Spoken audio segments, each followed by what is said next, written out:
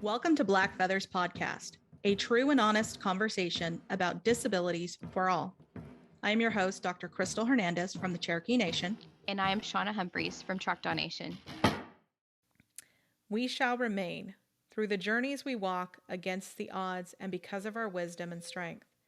We have resolved to continue to press into new places and spaces.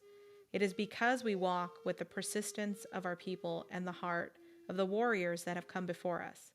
Coming together in unity to develop systems and plans that will strengthen our people is one of the greatest things that we can do with the talents and knowledge our Creator has given us.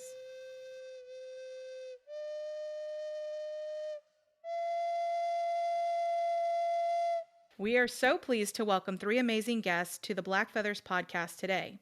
I met these amazing brothers and sisters while working on an update to the Understanding Disabilities in American Indian and Alaska Native Communities Toolkit Guide with the National Indian Council on Aging, NACOA.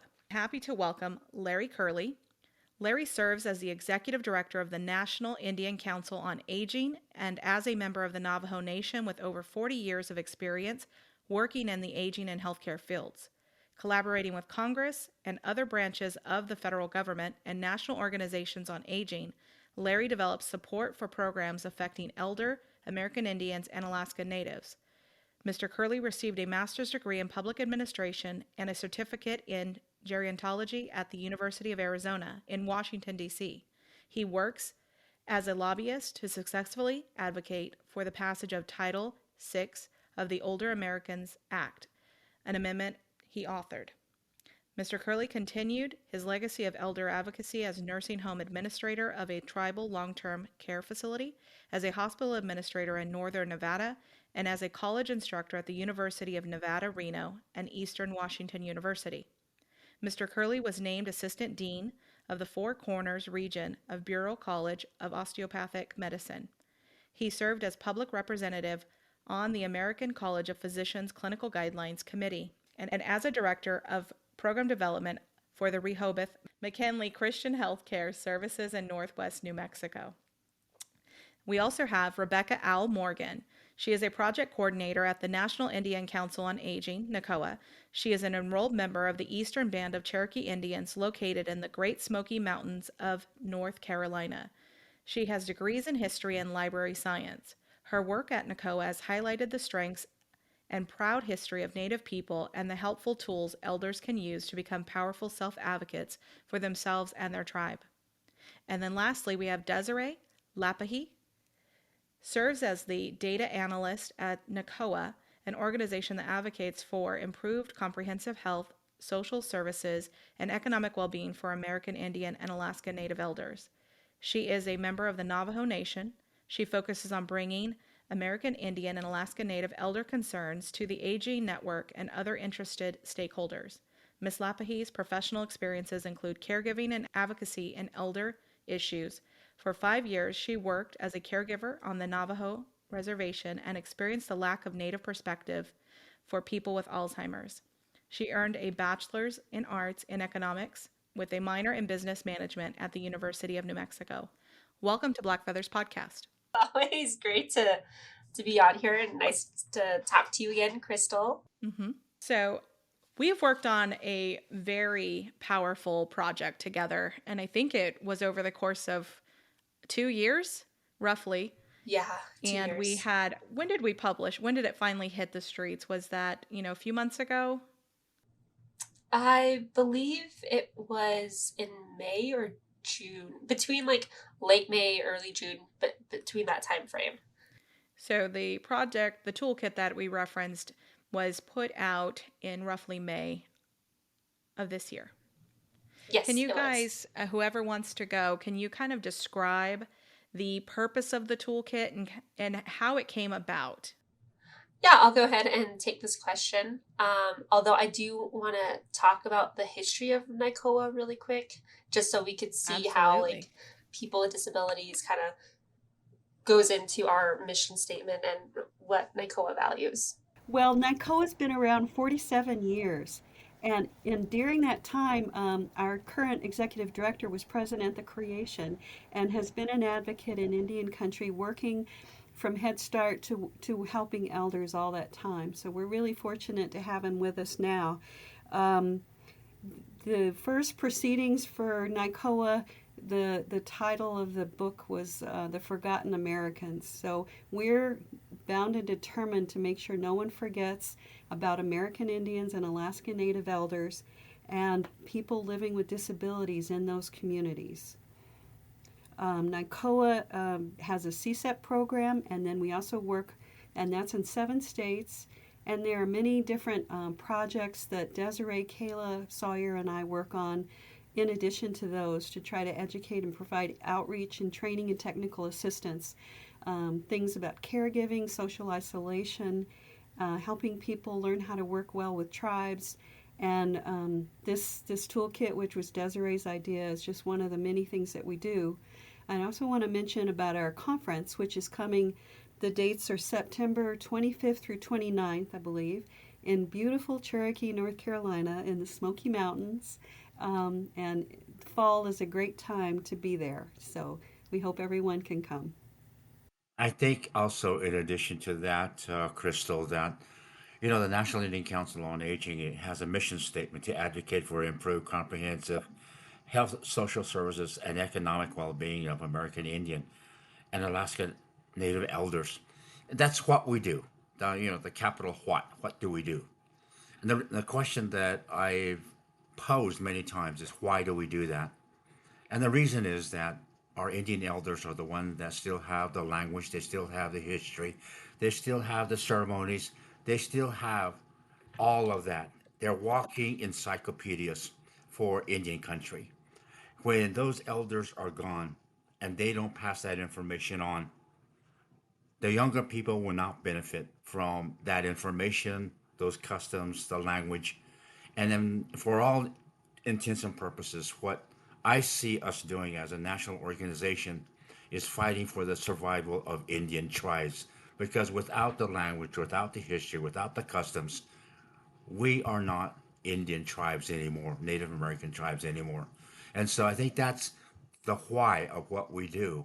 And in this whole effort, this whole disability project of ours has been to make sure that our Indian elders who have disabilities are provided the services so that they can live a little bit longer, give them the opportunity to transmit some of that information on to our younger people. So that's, I think, just an additional comment on that, Crystal. Thank you. That's powerful. We've heard throughout several of the episodes when people talk about the significance of our elders and just the stories and the information passing through generation to generation. We walk with the strength of our ancestors behind us because of those stories, that wisdom, those customs, the things that make us strong and make us who we are, as you just mentioned, and we can't lose those things. So you want to talk about a little bit the toolkit and just how that project came about, how it was funded, and any of all three, just start, conversation. Yeah, I'll go ahead and jump in. Initially, when I first started, it was the beginning of another grant cycle, and I think Becky initially asked for any ideas, and I was looking over the funding up or the announcement, and I noticed, oh, people with disabilities. But I think in that sense, it was more of an afterthought, like like elders, people of color, and people with disabilities. And then when I looked back on our like NICOA's mission statement and our strategic plan, it had mentioned people with disabilities. So I thought that would be a way into achieving that as a part of our strategic plan. And I did wanted to research if there was anything that had been done with disabilities and natives with disabilities. And so when I Googled, the first thing that popped up was that toolkit, Understanding Disabilities in AIA and Communities. And then I noticed the dates. It was published in 2003. And that was, again, one of the first publications that popped up. There were a couple of others, but they were more so like research papers that people had done. This one was more of a resource for different audiences, and I thought it would be time to renew it. 2003, a lot of stuff has happened since then. And so that's when I like pitched the idea to Becky, she liked it. So we went ahead with it, and thankfully we got funded, and the funding came out of the Administration on Community Living, and that was one of our major projects. A lot of times, I don't know if other people have experienced this, but when you work on projects, a lot of times they wind up in binders on a bookshelf, and that's the end of it. And this book was so well done, the first one. Um, it had a lot of sensitivity, and I think the first reason that it was so good was because they had a wonderful technical expert panel. There were people from all over the country living with disabilities, advocates and allies, and those people gave it heart. And every chapter, I think almost every chapter, has a picture of a person with a disability and a story about what their life is like. And that really impressed me about the care that the National Council on Disability took when they made this book back in 2003. And that was down to the passion of a woman named Dr. Jerry Hawkins, and we give an acknowledgement to her in the book in the front because she really made this happen. The other thing I liked about the book is that it had a section about hidden disabilities, which I think most people that don't know a lot about disabilities think about wheelchairs, blindness, deafness, but there's such a range of intellectual developmental disabilities that need to be also brought out. And so I thought this book was a wonderful, friendly, accessible resource. And I love Desiree's suggestion. We didn't realize at the time what it was going to be, what was going to be involved, but it was a good journey, and Desiree did a great job. Yeah, and I think from the first book, what we initially wanted to do was just recreate those stories and still have that heart in the most updated version because, like Becky said, even in 2003, the way it was written, the way it talked about these issues was very close to the heart. You knew that they cared about these issues. Think the I think the other part of all of this as well was a long, uh, really complicated process of working on this and working with a number of people and organizations and just putting it all together. And as Desiree said, since 2003, there has been so many things that have changed in Indian country and in this country as well. We had COVID, as a matter of fact, just as an example. One of the other ones that's happening in Indian country now is studies by the Alzheimer's Association that identified Indian elders as the potential of 1 in 3 being diagnosed with Alzheimer's or related dementia within the next few years. And this compared to 1 in 5 in the general population.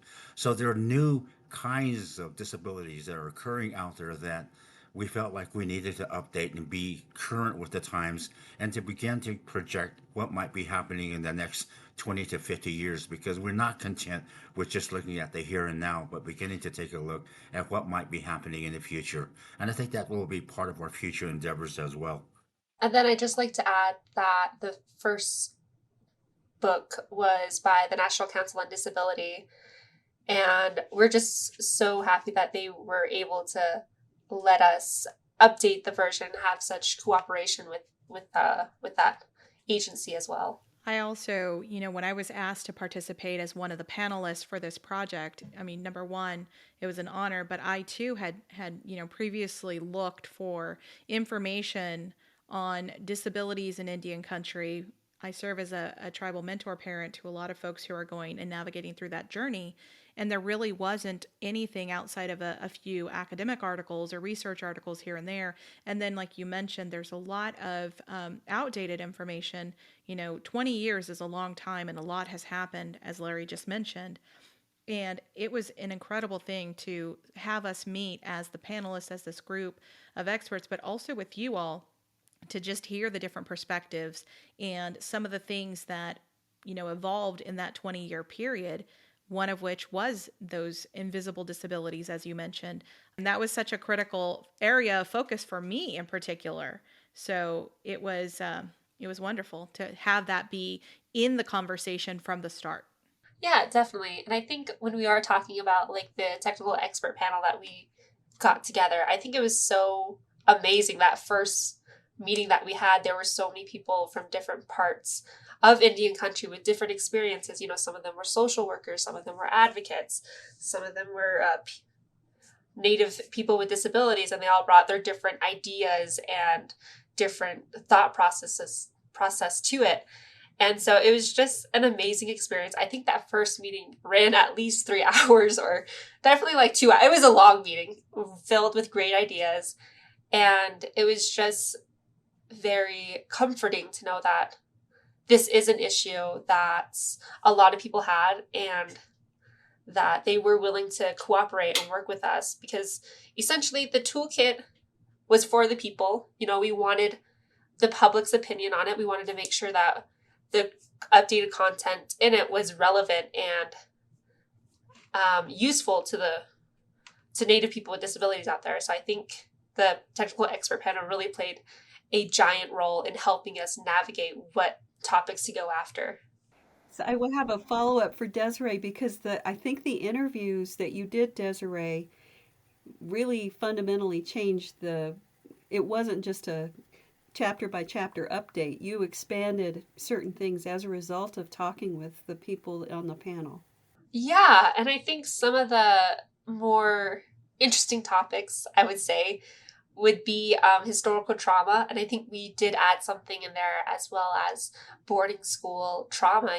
That was a huge issue within these past couple of years with, I believe it was Canada had there's a news story about unmarked graves in boarding schools. So that was a huge topic of interest that we included in there. And yeah, we did the vignettes because, in the first toolkit, it was all about the stories. We wanted to continue that. And so this time around, in the printed toolkit, you have the interviews of some people. And then we also have a YouTube channel where I'm interviewing some of our technical expert panels. I believe, Crystal, you were also interviewed.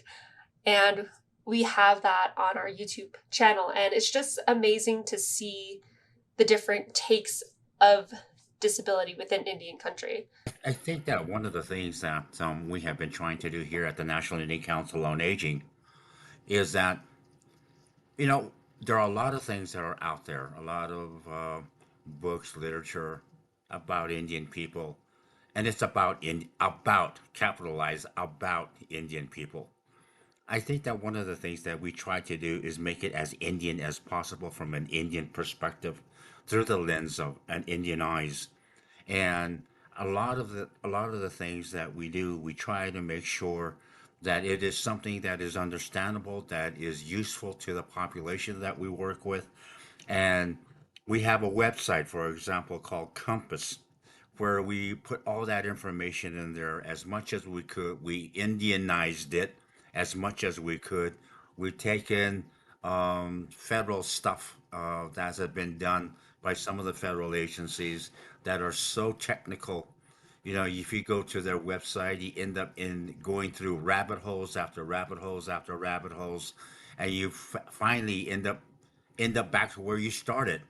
But we wanted to make sure that we made it simple, and that Indian people, tribal people can just access the sites and be able to utilize it and make it useful. And I think that this disability toolkit, we tried as much as possible to empathize with what an Indian person might encounter in utilizing this toolkit. So, can you tell me a little bit about that process? So, we talked about getting the folks together with that expert kind of personal lens, but what happened after that? Yeah. So initially, when we started this project, we thought it would be a an easy process, not so much easy, but simple process that we could review and update. Like, yeah, we could just review and update a couple of topics. But once we did that initial meeting with the experts, we realized, oh, this might take a little bit longer than we thought. So we did try we tried different approaches on how to edit the content, because we're talking about a toolkit. It's like a 200, 300 page.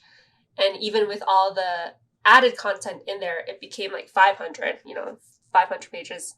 it was a lot. And so we decided to hire a program support to help us with the editing, and that really fast tracked the editing of it, making sure that all of the content was included in there, that the resources were working. As Larry said, we wanted this toolkit to not be a rabbit hole, for it to be understood in the most layman terms as possible. And that took a while. But even then, during that time, we still met with our expert panel to make sure that we were taking the right direction and make sure that all of the topics that we talked about were included, or if there was anything else they wanted to include. And also during that time, we were also scheduling the vignettes interviews where we talked to the experts about, why they do the work they do, how, what were some of the positive stuff they found within Indian country, what were some changes that they had thoughts about. So yeah, it was a very long process, but in the end, it's published. And now we're just looking towards the next steps of the toolkit. I will tell you, I was part of that process, and I remember the early stages when you were sending out the whole existing toolkit and asking for feedback. And I remember sitting there reading through all those hundreds and hundreds of pages, figuring out what sections that really called my heart.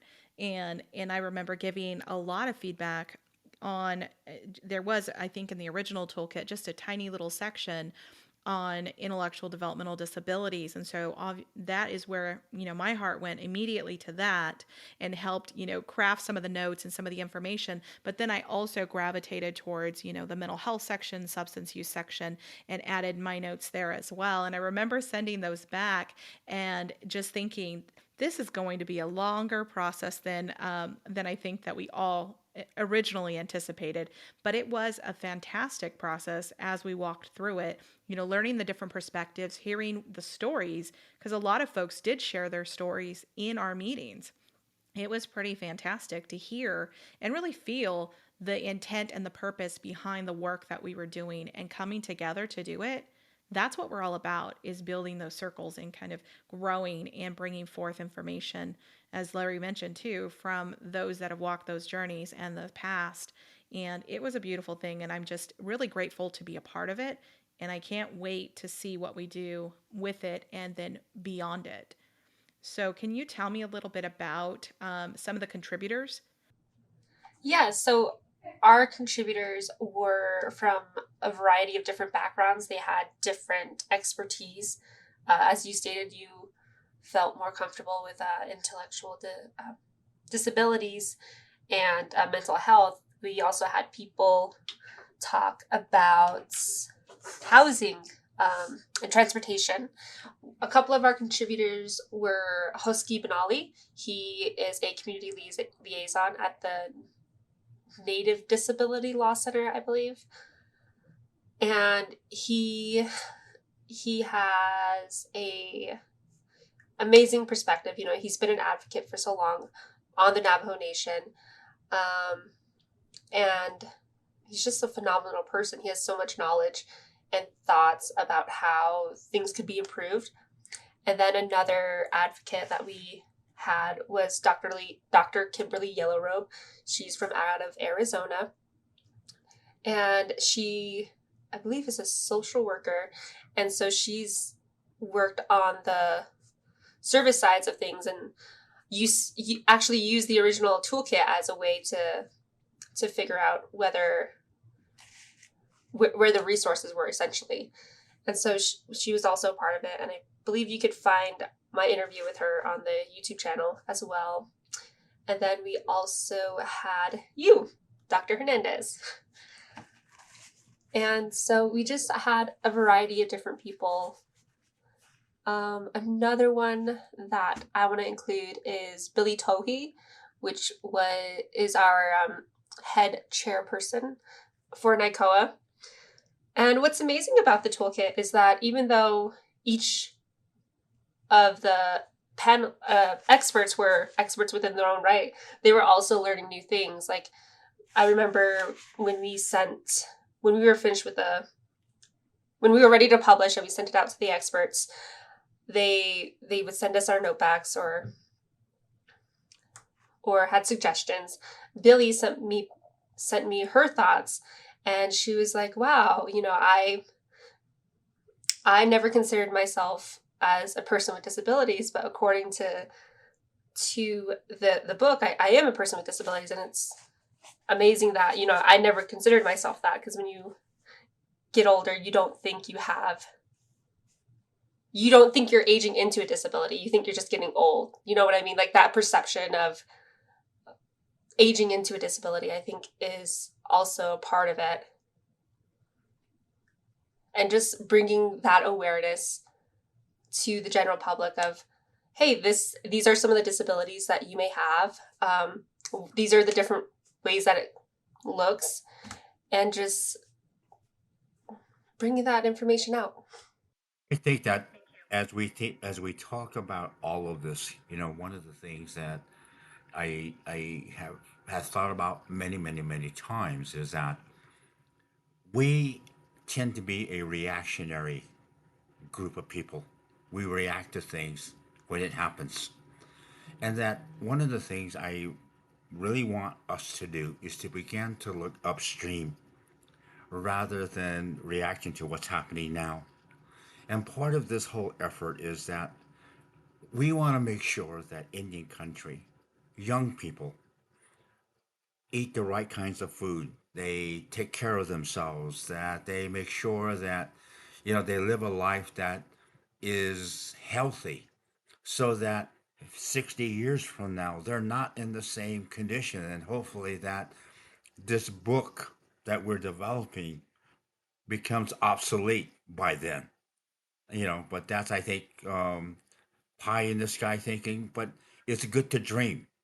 And I think that that's something that I see us doing is making sure that our young people, future elders, take care of themselves now, and they don't have to go through the same kinds of issues, health issues that a lot of our elders are now going through. Like, for example, one of the things we just found out recently was 49% of grandmothers and grandfathers in this country are taking care of grandchildren. Of those 49% of those elders who are taking care of grandchildren, 47% of them have some kind of a chronic illness like diabetes, high blood pressure, arthritis. And so that's the situation that we're in now. And that's just some of the data that's out there that we're contending with, and hopefully that as we continue to push a lot of these ideas and these toolkits, that we begin to lessen the impact of some of these kinds of issues. Absolutely. Thank you for sharing that. It's incredible information. And, I dream about those types of things too, Larry. If we can get to that point, wouldn't that be amazing? One of the really critical pieces that I remember us working on in the updated toolkit was about self advocacy and the significance of the voices. Um, and that was a big deal for me to help work on that piece. And I know a lot of us had really robust and great conversations about just the significance of the individual's voices and the voices of those that have walked those journeys or who are currently walking journeys. And so, can you tell me a little bit about any of the three of you? Can you tell me a little bit about the significance of that portion of the toolkit and anything that has come of that?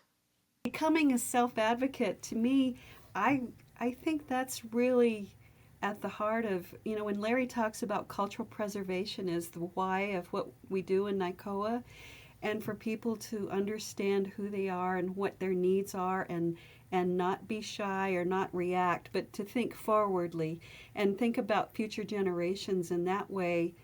Advocacy is really what we must try to encourage everyone to find their voice. And there are some examples like you, Dr. Hernandez. I've heard you in presentations, and you're very passionate uh, for the needs of not only your own children but those all children. And that comes through in this book. I think that part of all of this, in terms of self advocacy, is to empower our elders, make them be able, provide them with the information necessary to say, hey, doc, turn around, stop looking at that computer, and talk to me as a human being. I have these problems, and you're not listening to me because you're too busy typing away on your computer. And I think that this is something that we want to make sure that elders know that they have a right to tell people and the medical profession, because too often what we find in Indian country is, oh, there's a doctor, they know best. Not necessarily, unless we tell them what all of our conditions are that we're dealing with, and more so with people with disabilities, understanding what their needs are, expressing that in a way. And we are putting together a PowerPoint that talks about what elders might want to do before they go see a healthcare provider.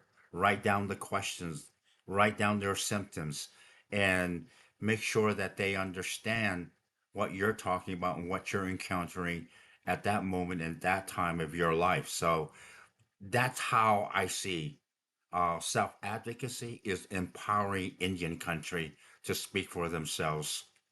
Just one more point I want to bring out, I think that wasn't in the original book, but thanks to Desiree's working with the panel, is we point out about systems change, and NICOA is positioned to help educate about the need for systems change and reframing and rethinking about people living with disability. So important. So now what are we working on? So the next chapter, so the book was put out, the announcement came out, it's now available on your website, and I know a lot of organizations have shared it. I know it's linked already on Black Feathers podcast, and I send it out to whoever I can possibly send it out to. So what does the next chapter look like for this project? Yeah, I'll go ahead and take the lead on this one. Like you said, we've been disseminating it through our various networks. We've also have a webinar about it coming up in July 13th. We also have been doing conference presentations. You know, we've gone to aging conferences. We've gone to both like native conference or organization conferences as well. And currently we received a small grant to print the toolkit to make sure that it's accessible. And we're looking for additional funding to see where we can further improve the toolkit. I think right now we want this to be an ongoing project. We don't want it to be like, oh, every 20 years, we'll update this. No, that's not happening. We want to make sure that it's an ongoing project and just finding new topics to add to the next updated version of it. So I know I've been part of a few meetings leading up to, the new funding that you're looking for in some of the items. And you mentioned a word that really triggered something we talked about recently. You said accessible. And so that is one of the things that I know we just recently talked about, accessibility, making it into an Audible book. We also talked about, I mentioned it when we had our meeting. We had a live podcast for Black Feathers with NACDD, and one of the panelists, who was a self-advocate, Sarah Young Bear Brown, she mentioned the accessibility in ceremony. And she gave the example of if you can't hear, you're deaf, and people are, let's say singing or something. I think that's the example she used. How can we make sure that there's sign language interpreters available for that? Or someone else mentioned, what if you're at a powwow and it's all sand or dirt and you're in a wheelchair or some kind of motorized scooter? How do you get to be evolved? How do you get to be involved in something like that? And so it was really important for me to bring that up when you started mentioning, we're looking for additional funding. We're looking for additional ways that we can evolve and grow and disseminate. And so immediately I thought about those accessibility pieces. How can we bring it ceremony? How can we bring some of those practices and customs and think about it from an accessibility lens? Yeah, and I thought that was a really great point for you to make as well. Just having that accessibility within the Native communities, making sure that that's something they're thinking about. Most people don't really think about like whether or not they should have like a sign language interpreter, at least not from where my community is. It would be hard. And then even in the earlier talks, I believe there was some accessibility issues. In the toolkit, we talked about housing, transportation. Some of the communities didn't have any transportation that had wheelchair accessibility, or they didn't have any sidewalks, or there weren't, where they were having the ceremony was all rough terrain, so people with wheelchairs wouldn't be able to be there. And so I think when we are talking about that, we do want to make sure that the resources that we have could be used as sort of a training or a presentation for communities to start thinking about that, to say, hey, we need to make these events more accessible. This should be something that's on your mind so that everyone can actually enjoy the community and the cultural teachings together. Well, I think in this whole process, one of the things that I think about, and having come from worked in Indian country for the last 40 some years of my life, is that, one of the things that's big out there, for example, is resball. And how do we make sure that people with disabilities have access to those events that are occurring in Indian country? I think that as well, tribal organizations at the local level need to take a look at this book, like housing authorities. Take a look at this book, read the book. They can take construction changes or modifications in homes so that elderly people who have disabilities can easily access their homes. And just inside the homes, for example, there are transportation systems on Indian reservations across the country.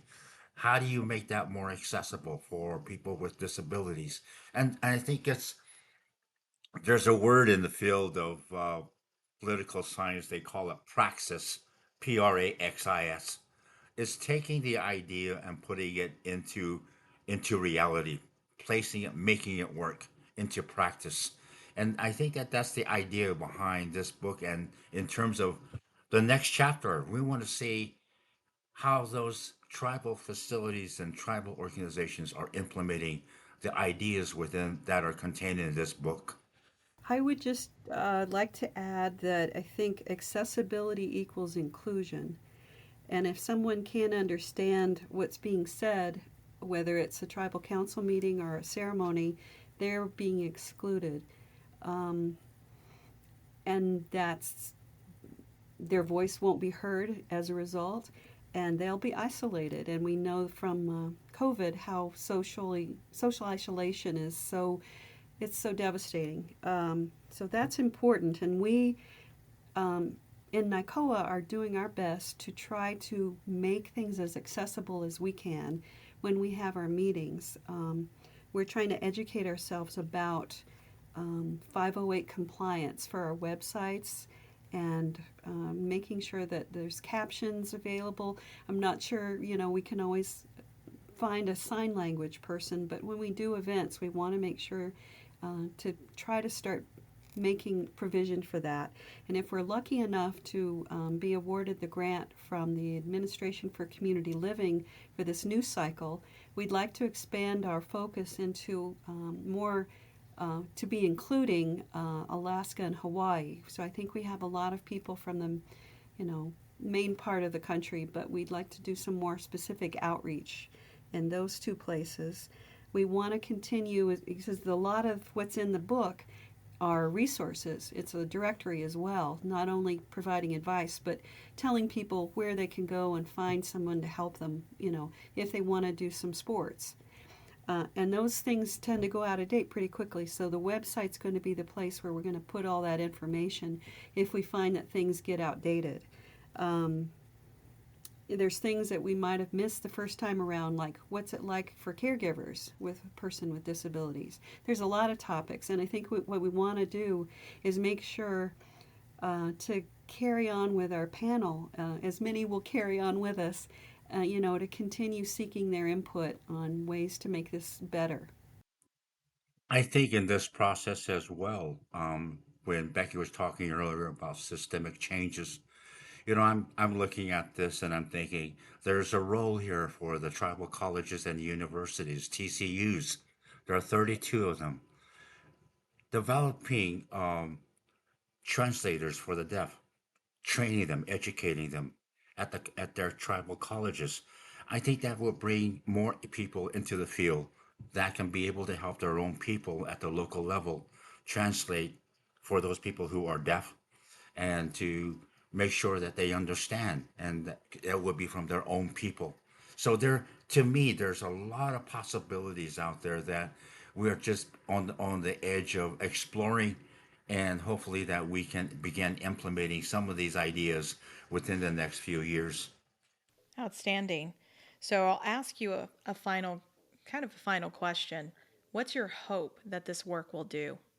All the things that we've just talked about, if you had to sum that up in, a few words or a sentence, what is the hope that you have for this project? What impact will it have? In the future, we don't need this resource. People already have that awareness, already have that knowledge.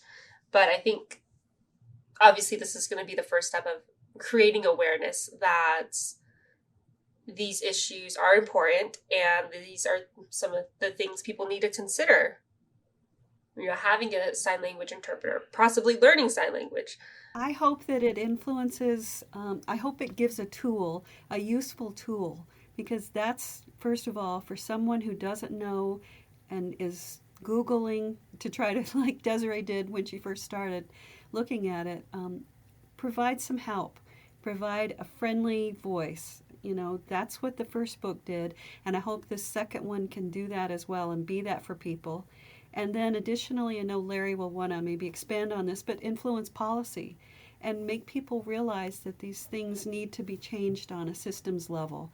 If the powwow is Sandy, maybe there needs to be some changes so that people in wheelchairs can attend.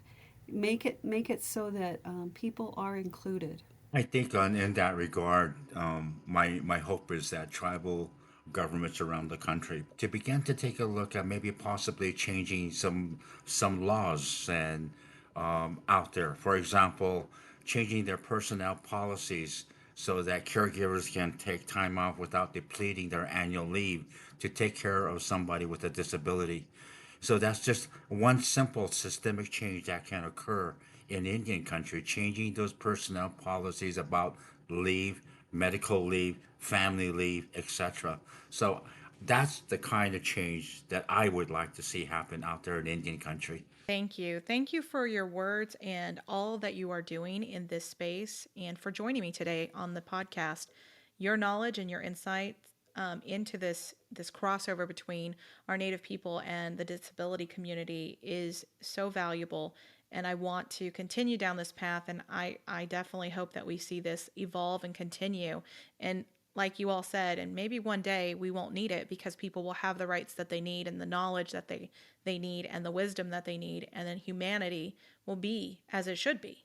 So thank you all for joining. Thank you very much as well. It was an honor to be here. Thank you for the invitation and thank you for your involvement in all the work you do, Crystal. Thank you.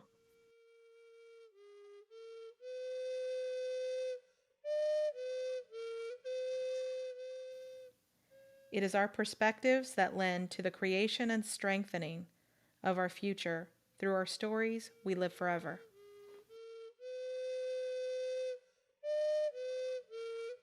What is life? It is the flash of the firefly in the night. It is the breath of the buffalo in the wintertime. It is the little shadow which runs across the grass and loses itself in the sunset. Blackfoot.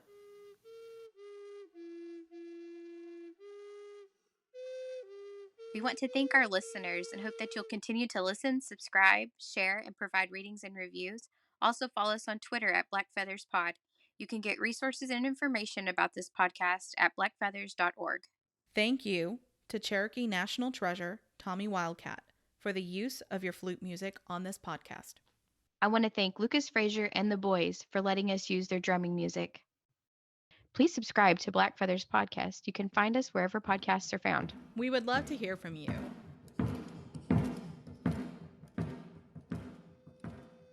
tell us about your journey with disability and guide us on future episodes of Black Feathers by visiting blackfeathers.org and answering a few short questions at the bottom of that page.